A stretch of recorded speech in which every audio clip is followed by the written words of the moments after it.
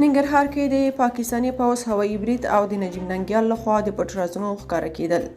جزئیات همدلته وګورئ او چینل سبسکرایب کړئ.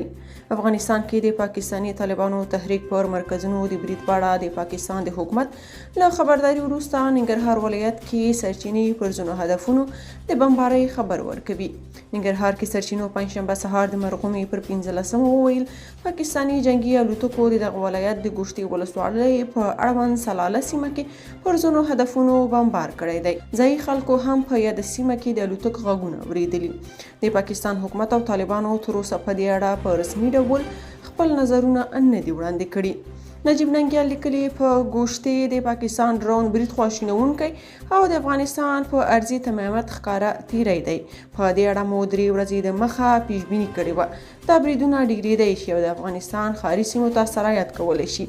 رښتیا دا دی چې حاکم رژیم له پاکستان سره تر رسنیز نرم تقابل پرته د بل هیڅ عکس العمل جوګه نه دی او نه هم عکس العمل وښیي. ملت کاملا تر جبر لاندې دی او غږ نشي پورته کولی. کابو ټولې پیښې له رسنیز پوښښ پرته تیریږي او هیچ چاته یې په اړه د خبرو کولو اجازه نشته. همدغه اونۍ د کابل په هوایي ځواک قومندانۍ کې 60 تن افسران چې کابو ټولې د جمهوریت نظام ساتونکي وو او دا مهال هم دندې ترسره کولې ووژل شول. خو پیښه کاملا د رسنیو له سکرینونو مخفي تیره کړای شوه او ډیره عادي وګڼل شوه. قوي باور دا دی چې د پاکستان لخوا په افغانستان کې بریدونه د دوحې تړون په اساس شوي او د پټو زمینو یوه ماده پاکستان د TTP په بانه غواړي د پښتنو سیمو د مذهبي افراطیت په داسې ناسور بدل کړي چې هیڅ ملي او قومي ژغورونکي ته پکې د خبرې ځای پاتې نشي.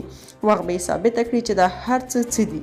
خو ملا افغانستان د تباهۍ داسې کندې ته ټیل وهه چې خپله هم کاملا پکې مسخه کیدونکی دی.